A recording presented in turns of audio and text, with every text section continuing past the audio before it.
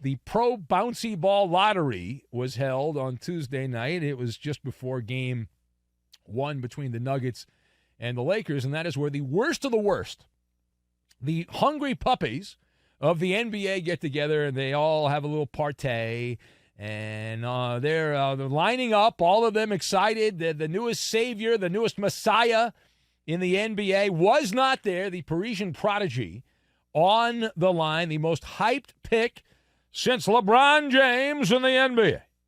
Cannot miss this guy. He's so good, allegedly. Now, I've seen some clips online. He looks pretty good. I'll tell you what, every player I've ever looked up in my entire life, if you watch a sizzle reel online, they all look good. So I don't know whether or not this guy's any better than anyone else, but he certainly has the freakness to his game, if you will. So if you didn't watch the lottery and you didn't see it, the winning envelope, it came down to the final three teams. Who were the final three teams? You had the Portland Trail Blazers. Well, actually, what they did is a little different. They went for the final four teams. So the Pistons had the fifth pick. The final four were the Hornets, the Spurs, the Blazers, and the Rockets. And the envelope, please. The envelope going to San Antonio. San Antonio wins the right to draft the French phenom Victor Wembanyama with the number 1 overall pick. Number 1 in the draft, which is next month. Woohoo! Spurs had a 14% chance, and they get the French big man after a horrific season. I read somewhere, this is an amazing factoid about the San Antonio Spurs. The Spurs have only had 3 losing records in San Antonio, and all 3 times they have ended up with the number 1 pick. Okay, that is wonderful, wonderful, wonderful. So let's discuss the question. Is Victor Wembanyama a great fit in the Alamo? Is he a great fit in the Alamo? So I'm going to shake my head no on this. No. I've got parting gift, hamburger helper, and trash day.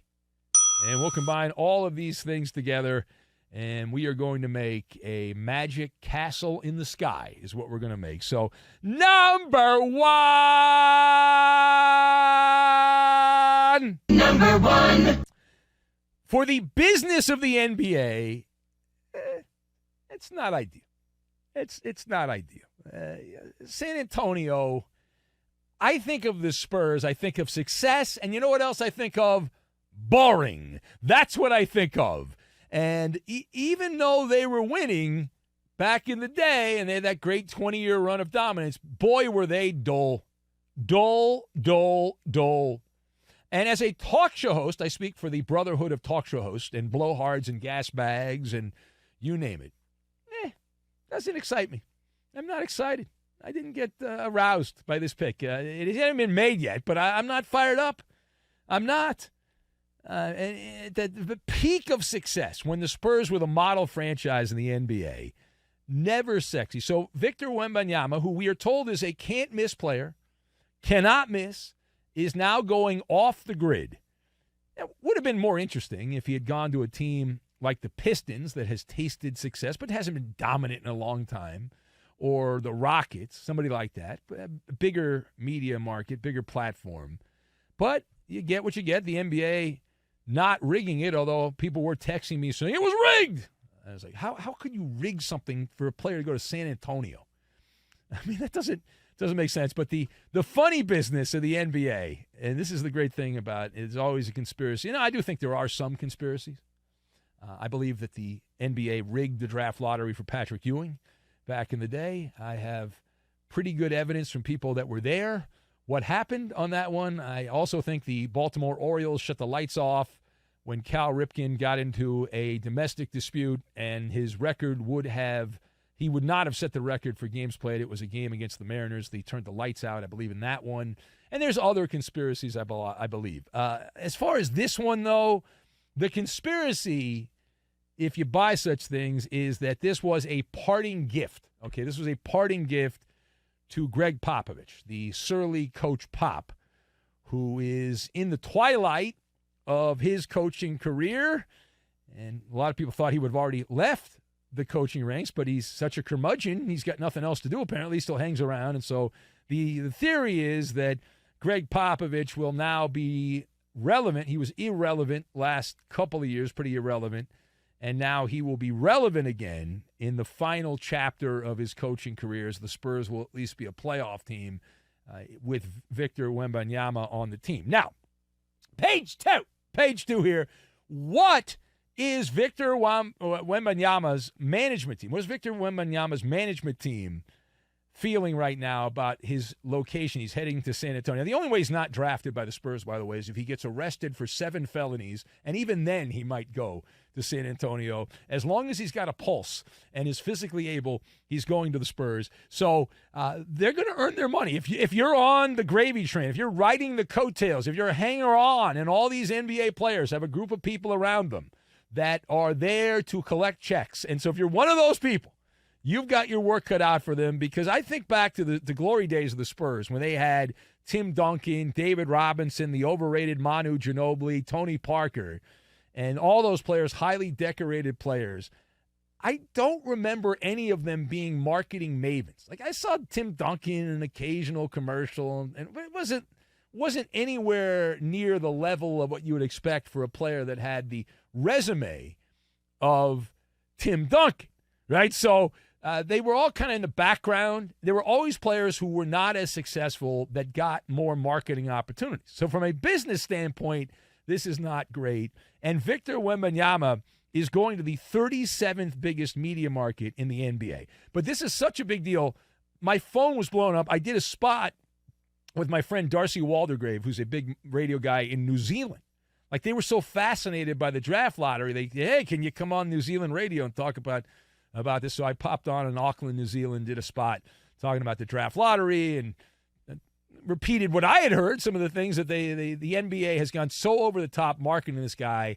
They said if you were like, it's, you know that thing Build-A-Bear, but on the video game you can create your own player, your own avatar, your own type of player. Like, if you were to create the perfect player who's got length, the athletic ability, shooting ability, he's got the height to block shots, all of that, all of the measurables, as the nerds like to say, that has been what Victor Wembanyama has.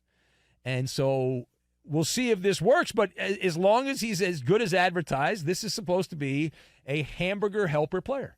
What is a hamburger helper player? A hamburger helper player is so good you can't F it up, that you could play with a bunch of stooges around you. You could have the 4 stooges, not the 3 stooges, the 4 stooges around you, and you're so good, just add water and you'll be fine. At the very least, you're going to be a playoff team. At the very least, you're going to be a playoff team. So, too big to fail, all of that. So we'll find out. The NBA draft is coming up in about a month or so, a little longer than that. And I believe the actual date's a little longer than that. So that'll be the day Victor Wembanyama is drafted. And then after that, the fun begins. Who goes number 2? Did anyone else enjoy, if you were watching the lottery? And I like Woj. I worked with Woj a long time ago. But he was talking about the character of Brandon Miller. And, I think Brandon Miller's a pretty good ball player. I would not sell him as a high-character player. He gave a gun to someone that was used in a murder. Hello? I saw that. I was texting some of my buddies who are around the NBA, and I said, who fed that line to Woj? Why did he say that? I mean, that was unbelievable. Anyway, turning the page on that. And Brandon Miller is projected to be the number 2 pick. So, final point, a couple of things randomly I want to mention here. Ja Morant. All right, I'll turn the page here. Ja Morant in the crosshairs.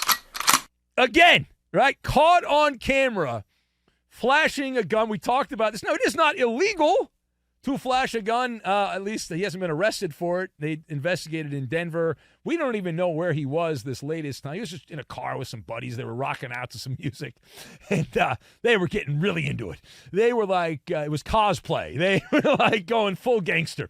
And maybe they were actual gangsters. I don't know. But it was all caught on camera. So Ja Morant issued a prepared statement on Tuesday. Here's the statement. Quote, "I know I've disappointed a lot of people who have supported me. Morant stated, "This is a journey, and I recognize there is more work to do. My words may not mean much right now, but I take full accountability for my actions. I'm committed to continuing to work on myself," he said while laughing out loud. That last part was added on. So what is your initial reaction to this prepared statement by Ja Morant? Quick, rapid fire here. So my initial response is ghostly goodness, which is like, who's the ghostwriter? Who wrote that? That wasn't Ja Morant. And Ja Morant, you know what he reminds me of? A lot of presidents over the years have needed a teleprompter.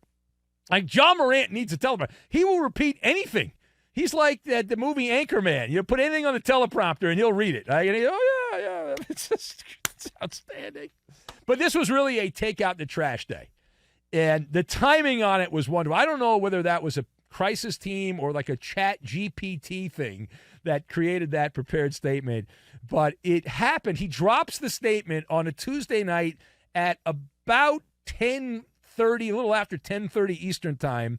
You've got game one of the Western Finals going on. You had a generational player, not picked, but we know where he's going, the Parisian prodigy, Victor Wembanyama, in the draft lottery. And during all of that, that is the time that Ja Morant and the people around him said, that's the perfect time to make this announcement. Why not? Because we'll be the third story right after people talk about the NBA playoff game and right after they talk about the lottery. Then they'll mention, oh, by the way, Ja Morant issued a statement, and it's just so good.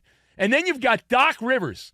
What went wrong for Doc Rivers in Philadelphia? You know what went wrong? You're fired. Let me tell you what went wrong for Doc in Philadelphia.